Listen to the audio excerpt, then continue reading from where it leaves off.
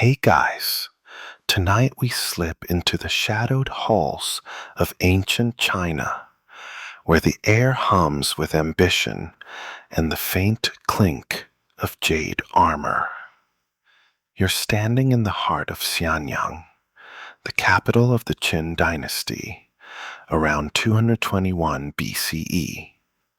Torches flicker, casting long shadows on walls painted with dragons that seem to writhe in the half-light.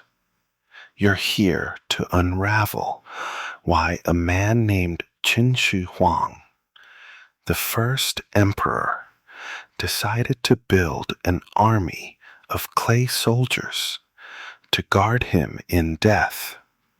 Spoiler: you probably won't survive a stroll through his tomb without tripping over a booby trap or two.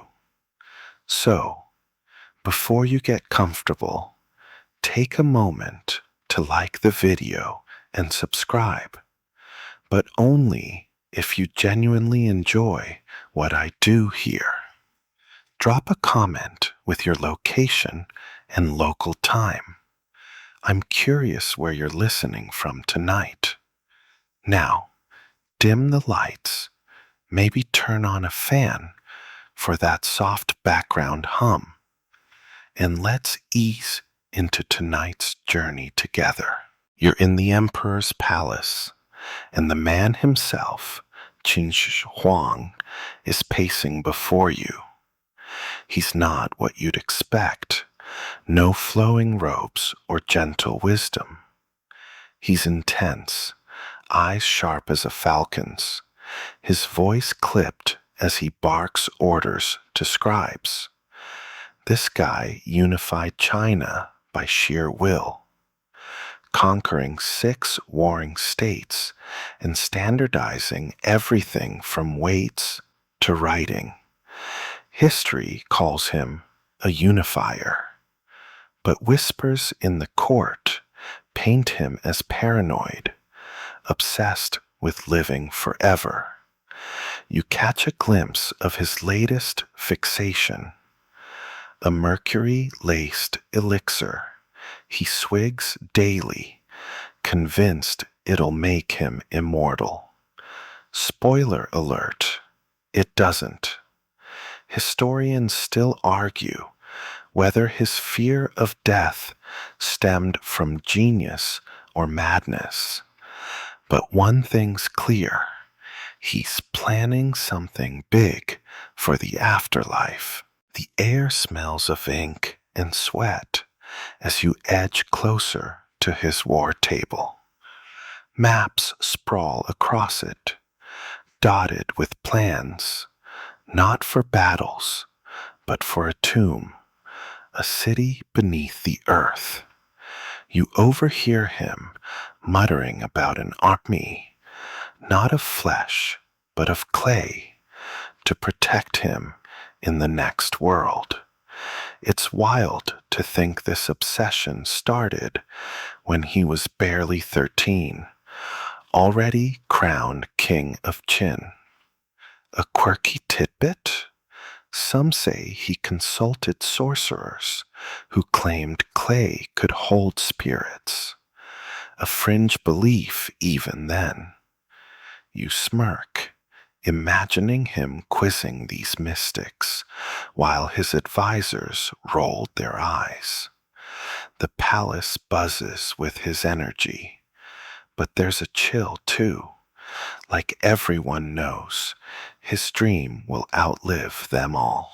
You wander through corridors, passing servants, hauling vats of clay and bronze. The emperor's vision is taking shape, but it's not just about ego. In ancient China, death wasn't an end, but a new battlefield. Rulers needed armies, treasures, even horses to maintain their status in the afterlife. Huang's just taking it to an unhinged level. You pause at a window, gazing at Mount Lee in the distance, where his tomb is being carved.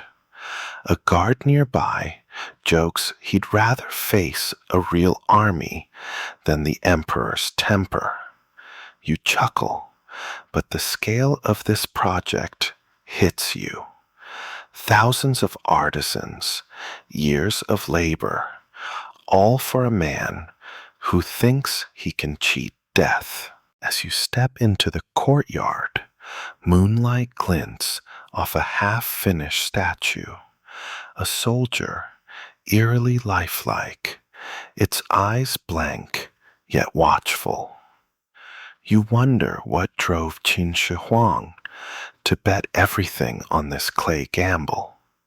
Was it fear, arrogance, or something deeper, like a need to control even the unknown? The palace hums with purpose, but you sense the cost. Lives, resources, all poured into a dream that's as fragile as the clay it's built on. You turn back, ready to follow the trail to the workshops where this army is being born. You leave the palace behind, your sandals kicking up dust as you trek toward the workshops near Mount Lee. The air is thick with the scent of wet clay and wood smoke, and the rhythmic clank of tools echoes like a heartbeat. You're stepping into the heart of creation, where Qin Shi Huang's vision of a clay army takes shape.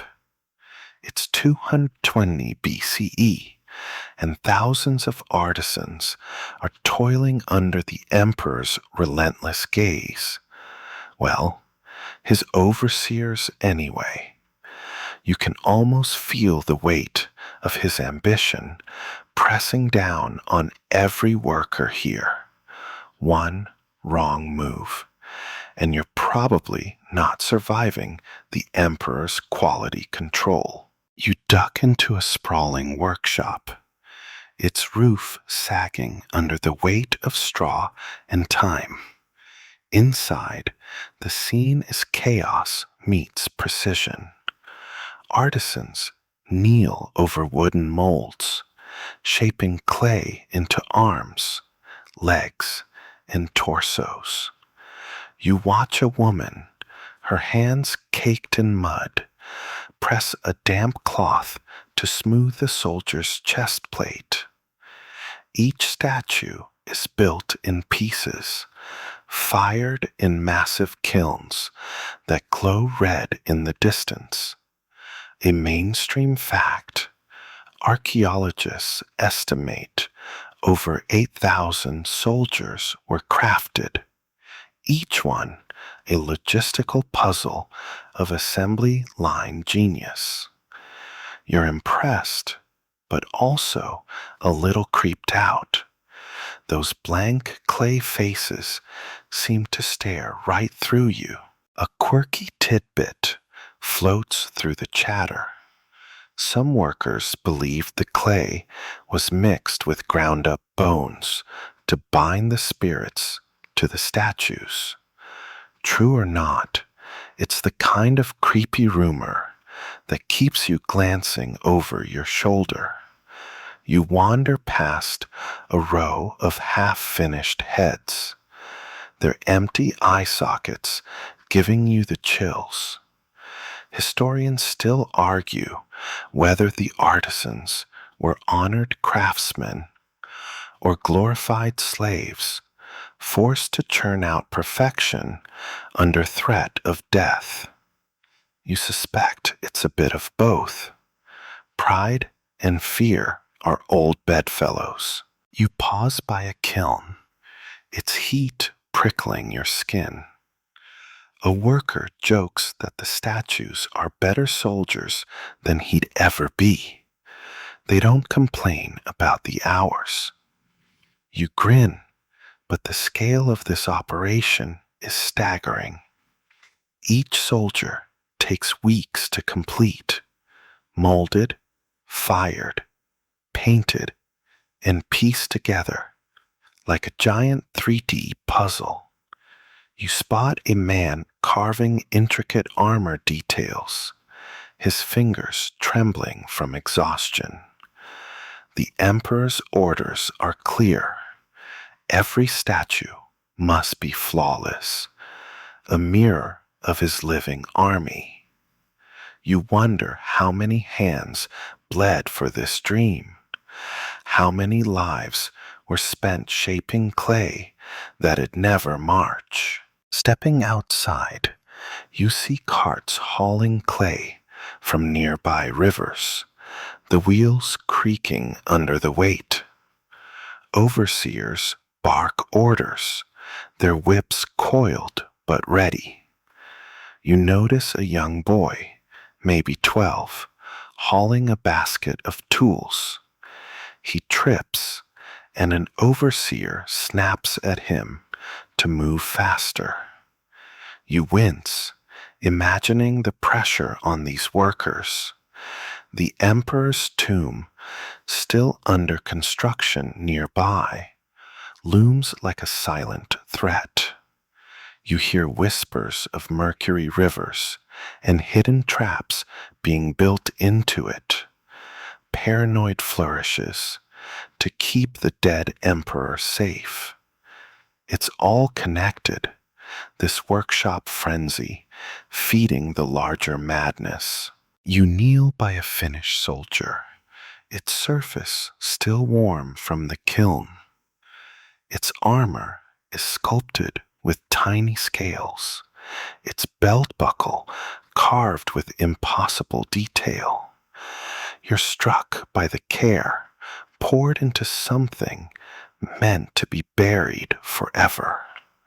Was it devotion to the emperor, or just survival?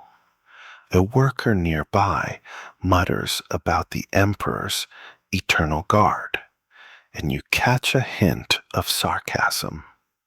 You chuckle, thinking these guys would have loved a union. But the truth is, this clay army is more than art. It's a statement, a scream into the void that Huang will not be forgotten. As you turn to leave, the workshop hums with purpose, but there's an undercurrent of dread. You glance back at the rows of soldiers, their silent ranks growing by the day. You're ready to see them in their final home, the pits where they'll stand guard for eternity. The dust settles behind you, and Mount Lee looms closer, its secrets waiting. You're standing at the edge of Pit 1, a massive underground chamber near Mount Lee, and the sight steals your breath. Rows upon rows of terracotta soldiers stretch into the shadows, their clay faces glinting under the flicker of your imaginary torch. It's 210 BCE, and this is the heart of Huang's Afterlife army, a silent legion built to guard his tomb. The air is cool and damp, smelling of earth and ancient ambition. You take a cautious step forward, half expecting a trap door to swallow you whole, because, let's be honest, you probably wouldn't survive the emperor's security measures. The pit is enormous, roughly the size of a football field, and it's packed with over 1,000 statues. According to archaeological counts, a mainstream fact that still boggles the mind. You weave between the ranks, marveling at the sheer scale. Infantry stand shoulder to shoulder, their spears long gone, but their postures rigid, ready for a battle that'll never come. Chariots carved horses, and archers fill the flanks, frozen in formation. You can almost hear the ghostly clatter of bronze weapons, though the real ones were looted centuries ago. It's eerie, like stumbling into a war, paused mid-breath. A quirky tidbit catches your ear from an imaginary guide. Some soldiers were found with traces of pink paint on their cheeks, as if blushing for eternity. You smirk, picturing an artisan sneaking in that cheeky detail, maybe as a private joke. Historians still argue whether the pit was meant as a literal army or symbolic show of power, a flex for the gods, or the emperor's own ego. You lean toward ego. Huang doesn't strike you as the subtle type. You crouch beside a kneeling archer, his hands poised as if drawing a bow. The detail is insane. Every braid in his hair, every fold in his tunic, sculpted with care. You wonder how long it took to place each statue just so, their ranks aligned with military precision.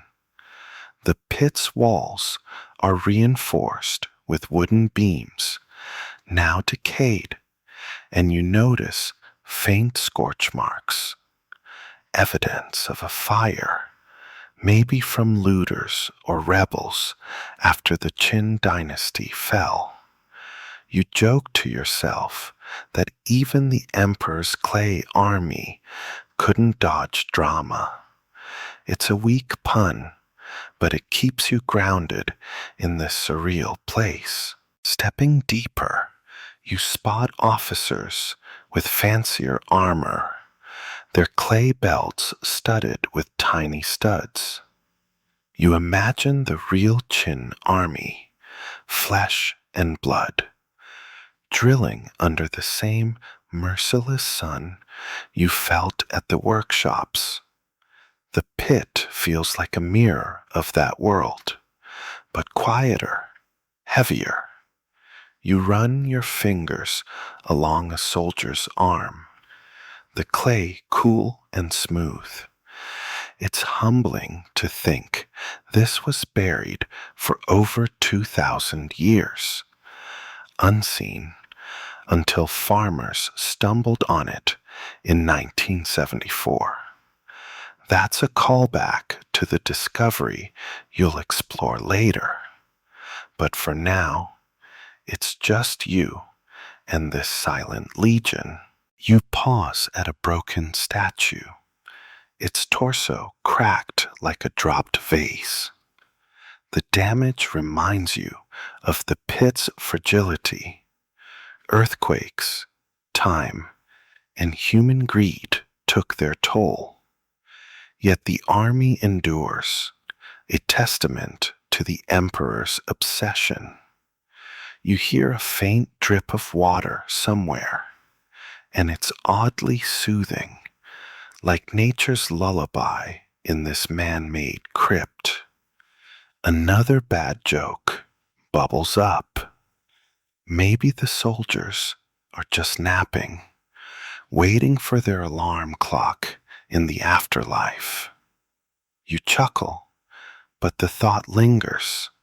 What did Huang hope to fight in the next world? As you turn back, the pit stretches on, its edges lost in darkness. You feel small, dwarfed by the emperor's dream.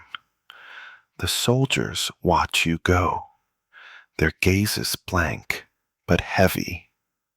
You're ready to get closer, to study their faces and unravel why each one feels so alive.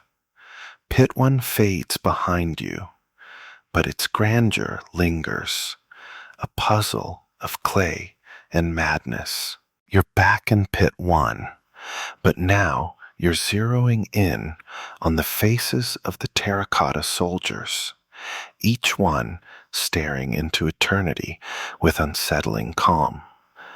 The air is still damp, carrying that earthy tang, and your torchlight dances across their features, casting shadows that make them seem almost alive.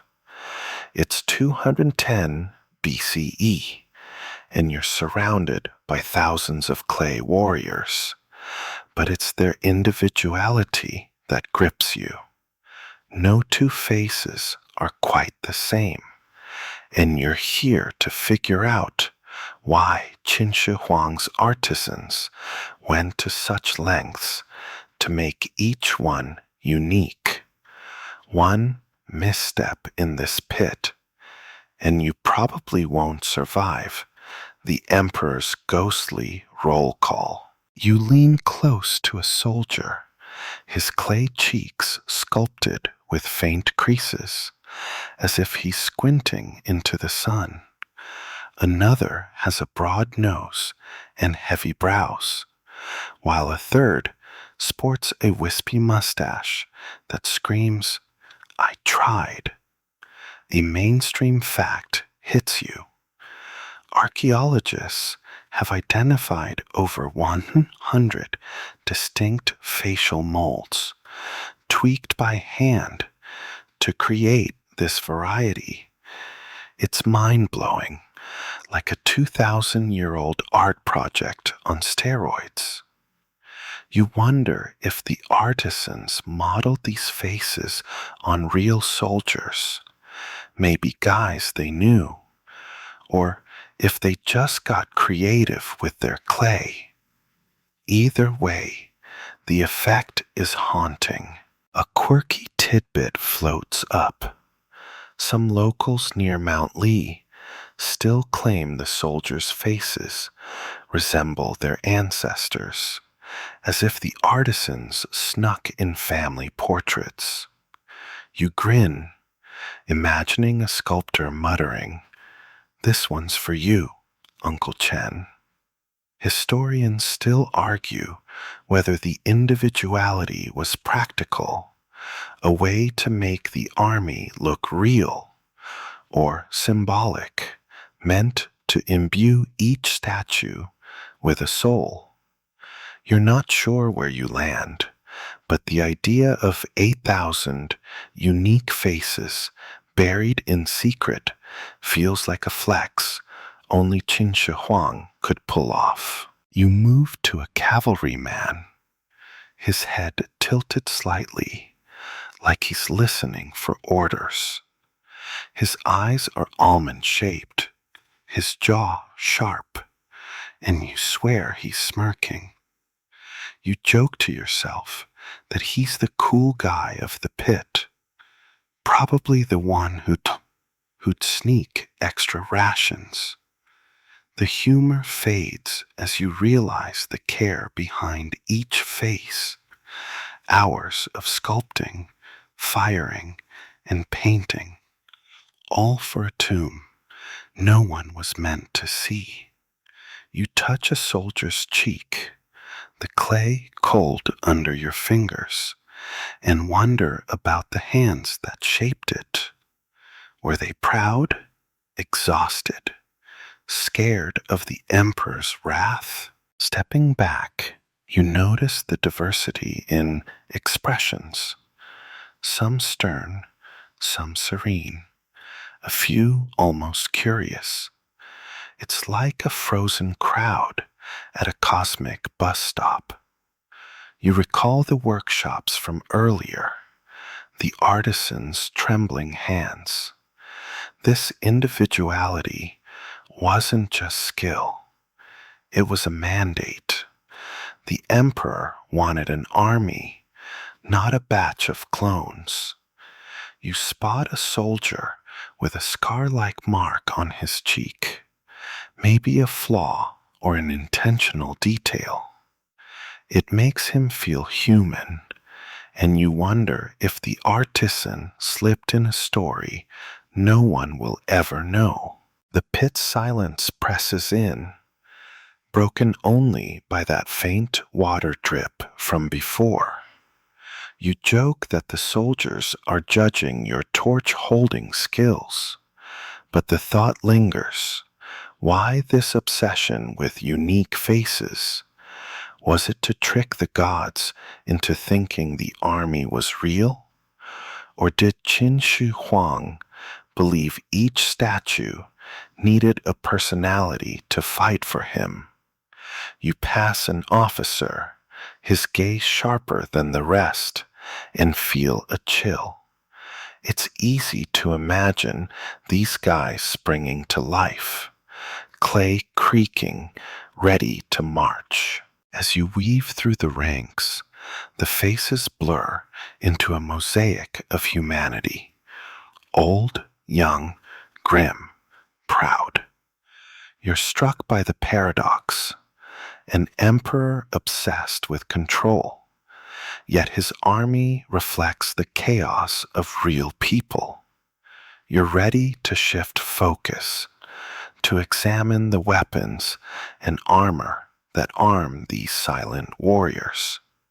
The faces linger in your mind, each one a mystery, watching as you slip deeper into the pit.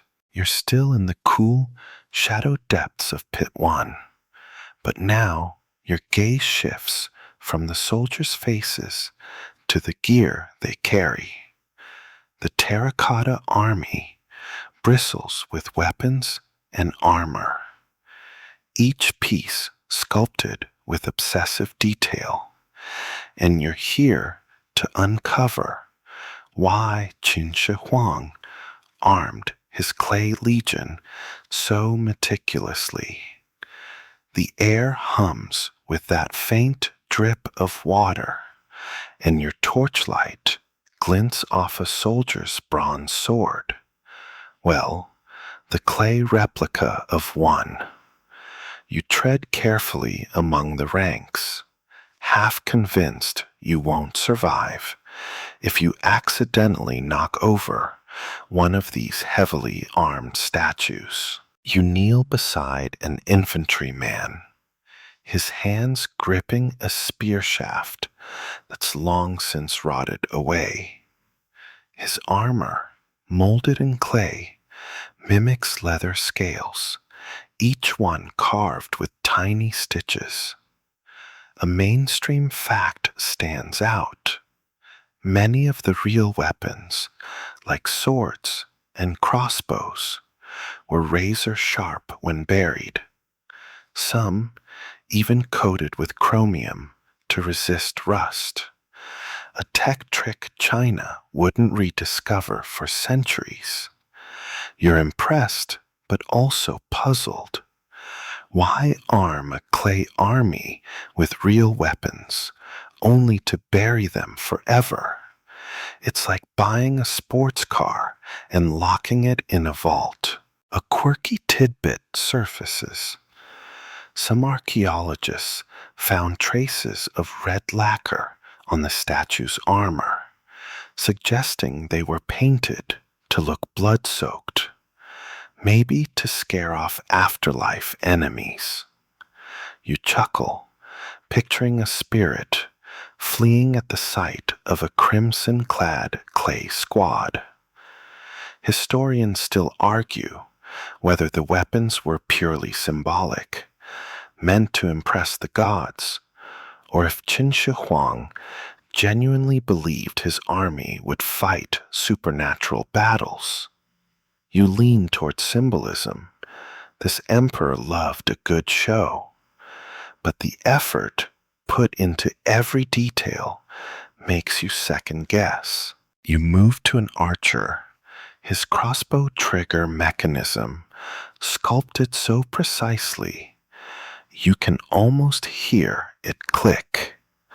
You joke to yourself that this guy could have starred in an ancient action flick, twanging bolts at ghost bandits. The humor fades as you notice the weight of his armor, the way it hugs his clay shoulders. Real Qin soldiers wore similar gear, trudging through battles that unified China. You wonder if the artisans, back in those chaotic workshops you visited, ever saw combat themselves, carving memories of war into these statues. Stepping to a charioteer, you trace the reins in his hands, the clay ropes braided with impossible care. The chariot's wheels, though broken now, were once painted in bright reds and greens, a detail you recall from the pink-cheeked soldiers in Pit 1. It's a callback to the artistry you've seen, but the weapons add a sharper edge. You spot a general, his sword hilt adorned with tiny studs, and imagine the real version gleaming in the sun. The pit feels less like a tomb and more like a frozen arsenal, ready for a war no one can predict. You pause by a pile of bronze arrowheads, looted from the pit long ago but recreated in clay for some statues. The emperor's paranoia creeps into your thoughts. Mercury elixirs, hidden traps, and now this overkill of weaponry. You joke that he probably had a just-in-case plan for alien invasions too. But the question lingers. What was he so afraid of? The afterlife in ancient China was a bureaucracy with gods and spirits to appease. Maybe these weapons were bribes, or maybe he expected a cosmic uprising. As you weave through the ranks, the armor clinks in your imagination, a ghostly echo of the Qin army's drills. Each soldier's gear is a testament to the emperor's need for control, even in death. You're ready to dig deeper, to explore the spiritual beliefs that drove him to build this armed guard. The pit's silence wraps around you, the weapons glinting in the dark, daring you to keep going. You're still deep in Pit 1, surrounded by the terracotta soldiers, their clay weapons gleaming faintly under your torch. The air feels heavier now, charged with the weight of Qin Shi Huang's beliefs about the afterlife. You're here to unravel why he thought this army could protect him in death, a mission driven by spiritual conviction as much as paranoia. The distant drip of water echoes, and you step carefully, mindful that one wrong move in this emperor's underworld might mean you won't survive his cosmic security system. You pause by an infantryman, his rigid stance exuding purpose. In ancient China, the afterlife wasn't a fluffy cloud paradise. It was a mirror of this world, complete with battles, bureaucrats, and grudges. A mainstream fact anchors you. Texts from the period, like the Book of Rites, describe rulers needing armies and riches to maintain their status in the next realm. Qin Shi Huang, ever the overachiever, took this literally, building an entire clay military to guard his eternal court. You picture him smirking, thinking he's outsmarted death itself. A quirky tidbit emerges. Some scholars suggest the emperor believed the soldiers' clay could trap spirits, making them active in the afterlife. It's a wild idea, like programming a magical hard drive, and you grin, imagining his sorcerers pitching it. Historians still argue whether Qin Shi Huang saw the army as a functional guard or a ritual offering to appease underworld deities. You suspect it's both, practicality wrapped in mysticism, like ensuring your afterlife with a divine PowerPoint presentation. You wander past an archer, his crossbow aimed at unseen foes. The emperor's obsession with immortality from those mercury elixirs you saw in his palace feels closer now. He didn't just fear death, he feared losing control. You recall the pink-cheeked soldiers and their blood-red armor, callbacks to the pit's eerie details. These weren't just statues, they were his plan B, a backup army for a realm where swords might clash with spirits.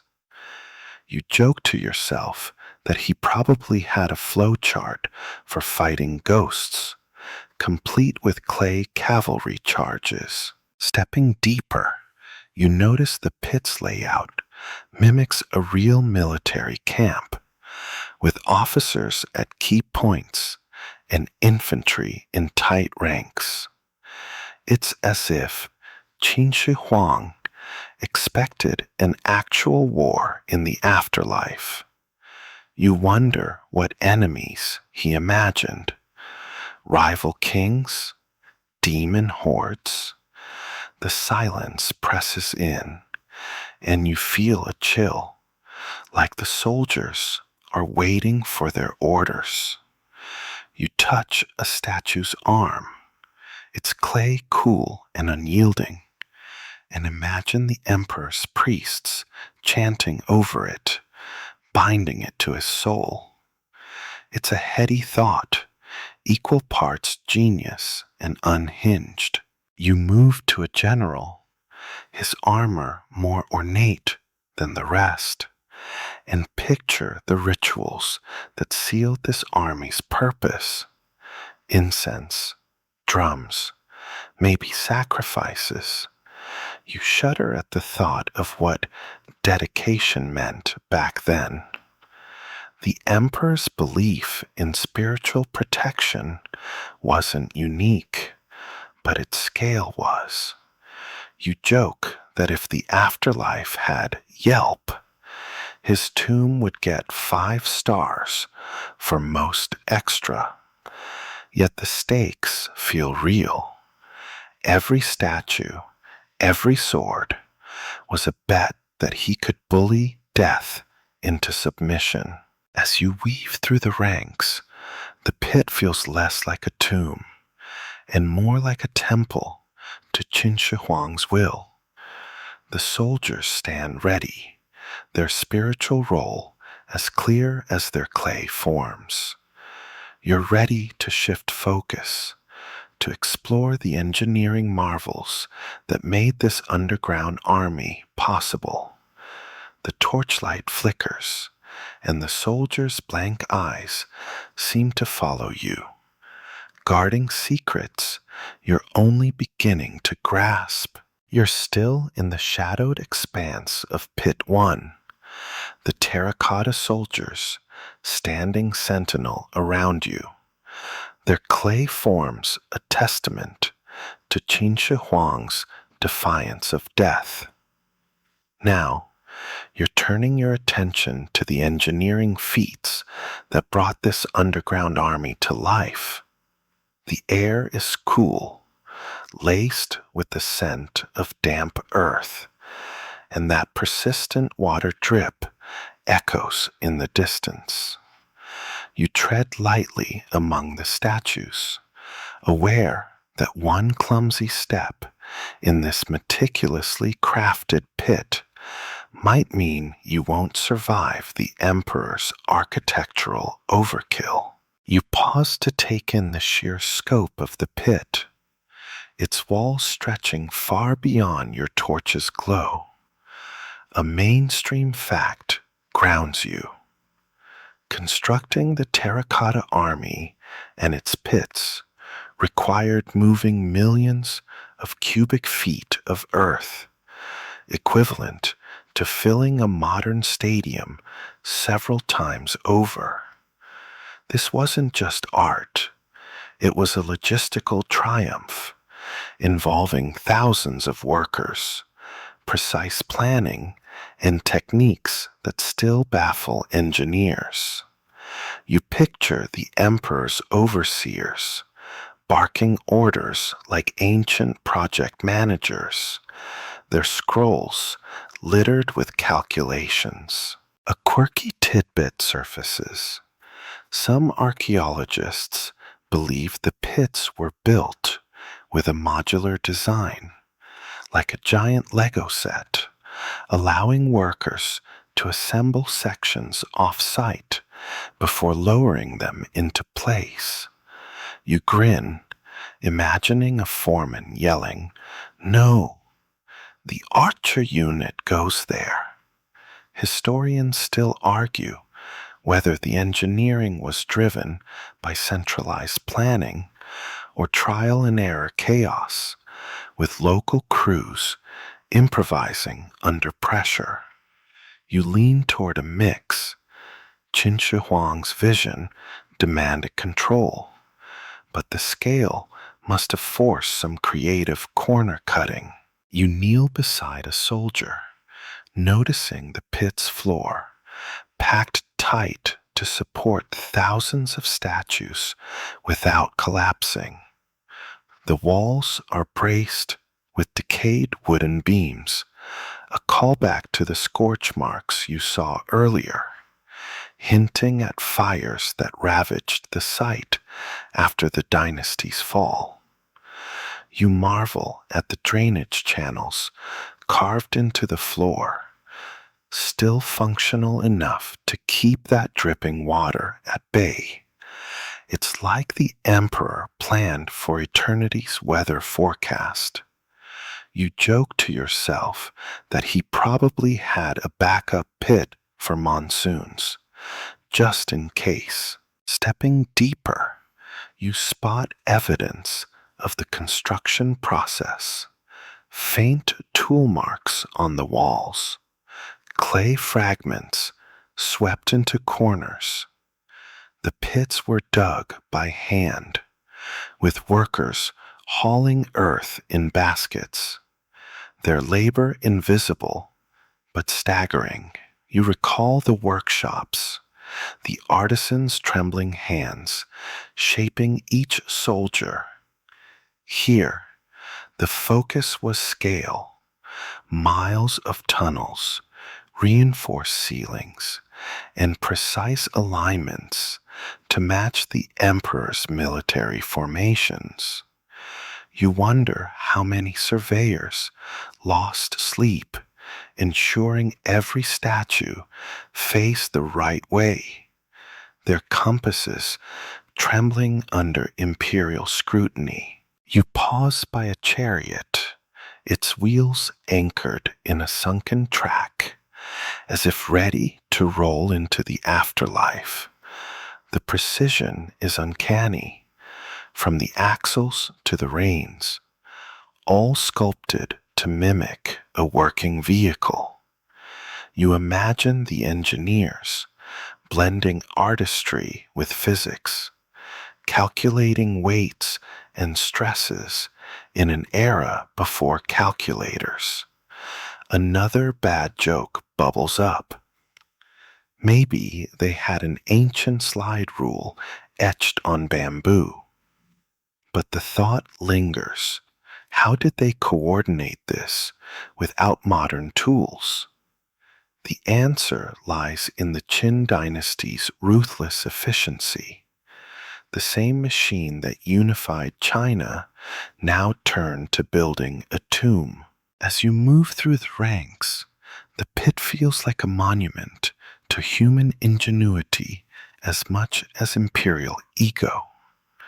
The soldiers stand on a foundation of sweat and genius, their clay forms defying time thanks to engineering that was centuries ahead. You're ready to explore the darker side, the sacrifices and secrets woven into this tomb complex. The torchlight dims, and the soldier's silent presence urges you onward, their creation a puzzle of brilliance and cost. You're still navigating the dim expanse of Pit 1, the terracotta soldiers looming like silent sentinels, their clay forms a haunting echo of Huang's ambition. Now, you're diving into the darker underbelly of this grand project, the sacrifices and secrets that haunt the tomb complex. The air feels heavier, thick with the scent of earth and something sharper, like unspoken dread. That faint water drip persists, a reminder of time's slow creep, and you step carefully, sensing that one wrong move in this emperor's underworld might mean you won't survive the shadows of his paranoia. You pause by an infantryman, his blank gaze unnerving, and let the weight of the human cost settle over you. The mainstream fact anchors the moment. Historical records, like Sima Qian's records of the grand historian, suggest thousands of workers, artisans, laborers, even concubines, were buried alive with Qin Shi Huang to serve him in death or keep his tomb's secrets. You shudder, imagining their final moments, trapped in these pits as the earth closed over them. The emperor's dream of eternity came at a price, paid in lives. A quirky tidbit emerges, chilling in its oddity. Archaeologists found skeletal remains near the tomb with signs of execution, some bound with ropes, hinting at ritual sacrifices to appease underworld spirits. You grimace, picturing a priest muttering prayers while workers face their fate, all for a ruler who thought Mercury could make him immortal. Historians still argue whether these deaths were voluntary honors or forced brutality, a debate that hinges on how much fear Qin Shi Huang inspired. You suspect fear won. His palace, with its tense whispers, felt like a place where loyalty was coerced. You move deeper, passing a shattered chariot, its pieces scattered like bones. The tomb complex, beyond these pits, hides more secrets. Legends speak of booby traps, crossbows rigged to fire at intruders, rivers of mercury flowing through the emperor's underground city. You recall the mercury elixirs from his palace, a callback to his obsession with immortality, now mirrored in these toxic defenses. You joke to yourself that his tomb was the ancient equivalent of a do not enter sign with teeth, but the humor sours.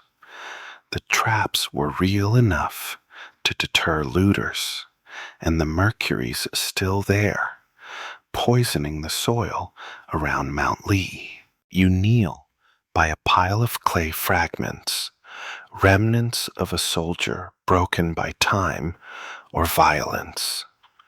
The pit pit feels oppressive now, its silence heavy with the ghosts of those who built it. You imagine the workers, some maybe as young as the boy you saw in the workshops, their lives spent digging tunnels or hauling clay, only to be sealed in with their creation. The emperor's paranoia didn't just shape his afterlife, it shaped their deaths. You wonder how many knew their fate, how many hoped for mercy that never came. Stepping to a general's statue, you notice its sword arm raised, as if ready to strike. The pits were designed to protect, but also to conceal. You hear whispers of hidden chambers, unexcavated even now, filled with treasures or horrors no one's seen. Another bad joke surfaces. Maybe the emperor stashed his secret snack recipes down here too. But the truth is grimmer.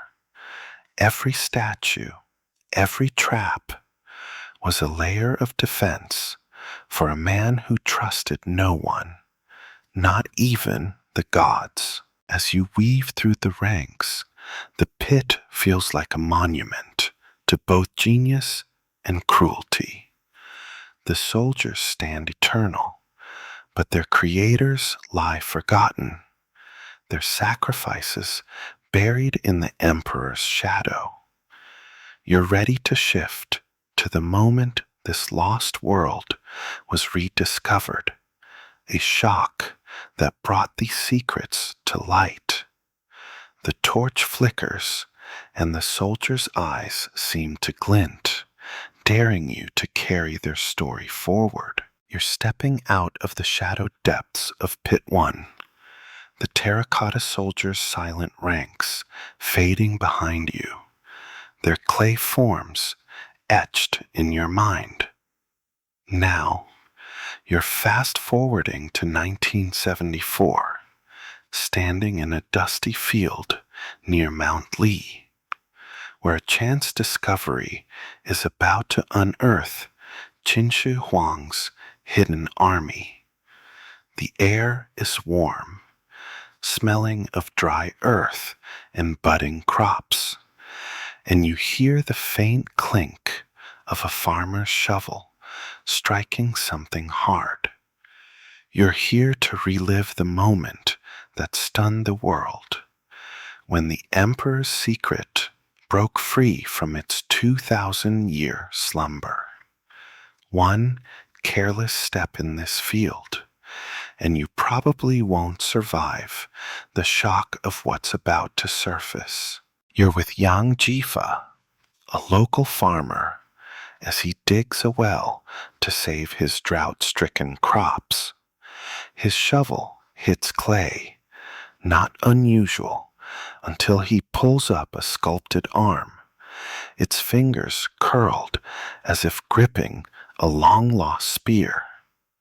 A mainstream fact grounds you. This accidental find in March 1974 led to the excavation of Pit 1, revealing the largest collection of terracotta figures ever discovered, now a UNESCO World Heritage Site. You watch Yang's confusion turn to awe as more fragments emerge. Heads, torsos, a whole soldier staring up from the dirt. It's like the earth decided to spill its secrets. A quirky tidbit adds a twist. Early rumors among the farmers claim the statues were cursed, and some refused to dig, fearing the emperor's spirit would haunt them. You chuckle, imagining Yang muttering, "Great, now I've angered a clay ghost." Historians still argue whether the discovery's timing during China's Cultural Revolution delayed or accelerated the excavation as political chaos clashed with archaeological fervor. You suspect it was a bit of both, the find too massive to ignore, even in turbulent times. You kneel beside the growing pile of fragments, the field buzzing with curious villagers. Word spreads fast, and soon archaeologists arrive, their tools replacing shovels. You recall the pit's grandeur, the thousands of soldiers you wandered among, now being uncovered piece by piece.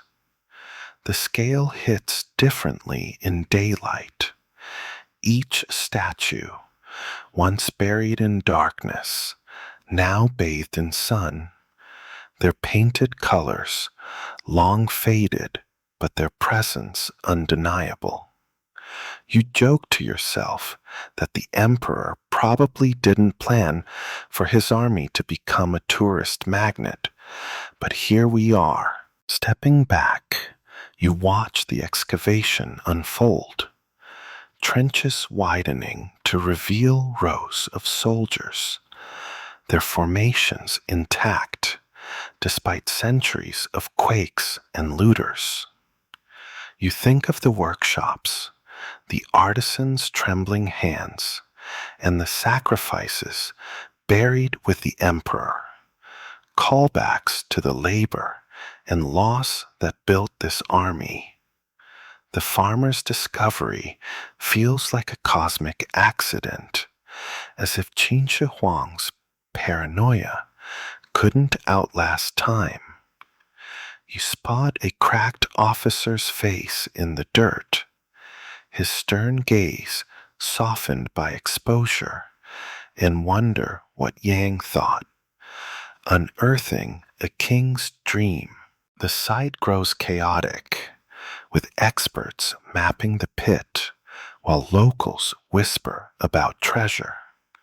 You hear echoes of the mercury traps and hidden chambers from the tomb complex, still unexcavated, their dangers keeping archaeologists at bay. Another bad joke bubbles up.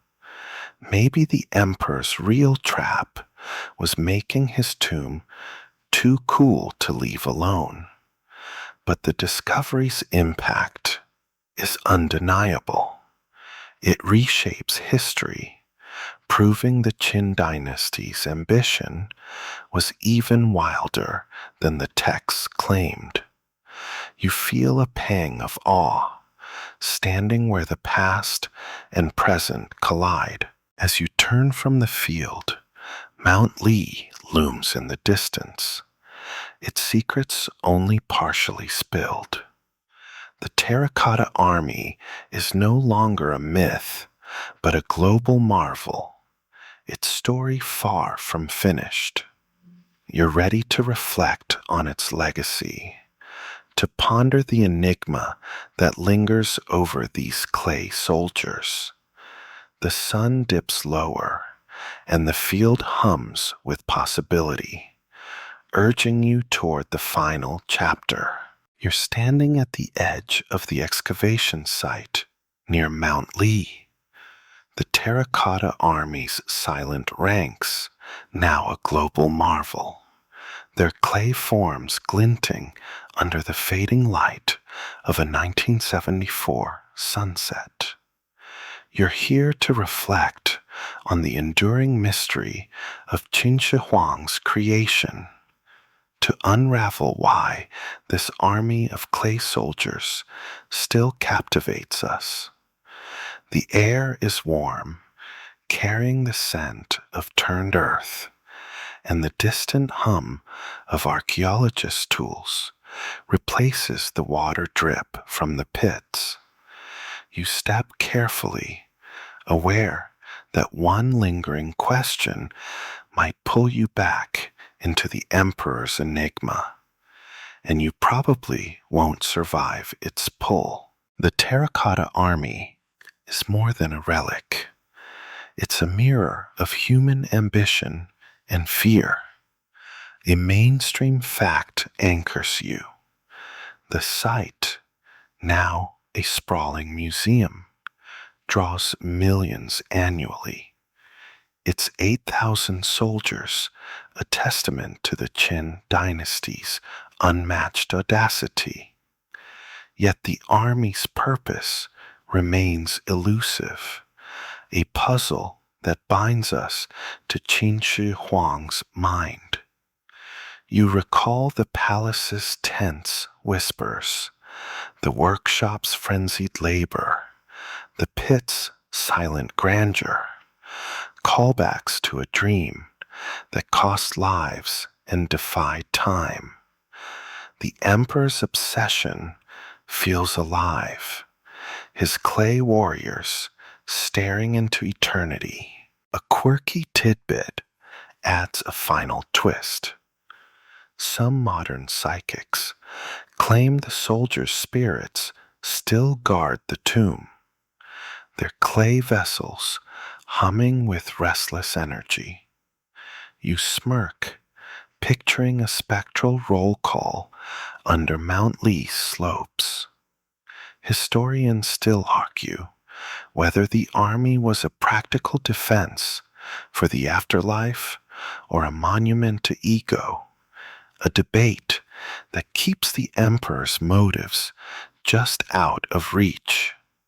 You lean toward ego, but the care in each soldier's face, each sculpted sword, suggests something deeper, a need to be remembered, even in death. You wander past a restored archer, his crossbow poised, and feel the weight of the army's legacy. It's not just about Qin Shi Huang, it's about the artisans, the laborers, the sacrifices buried in shadow. You joke to yourself that if the emperor could see the tour buses now, he'd demand a cut of the ticket sales. But the humor fades as you consider the cost. Thousands of lives, rivers of mercury, a tomb still too dangerous to fully explore. The army's mystery endures because it's incomplete, its full story locked in unopened chambers. Stepping back, you gaze across the site, the soldiers' ranks fading into dusk.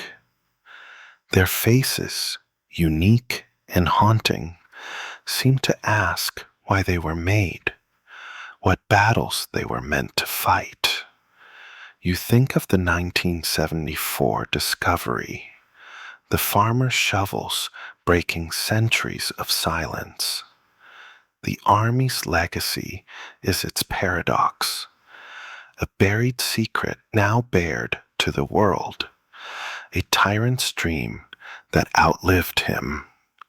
You joke softly that maybe we're the ones guarding the emperor now, keeping his story alive. As the light dims, you feel the pull of the unknown, the tomb's hidden corners, whispering of traps and treasures. The Terracotta Army stands as a question mark, a clay riddle we'll never fully solve. You're ready to let it rest, to let the soldiers keep their watch. The field grows quiet, and Mount Lee looms, its secrets safe for another night. The sun has set now, and the world feels softer, quieter. You're no longer in the field, but somewhere gentler, where the hum of history fades into a soothing whisper.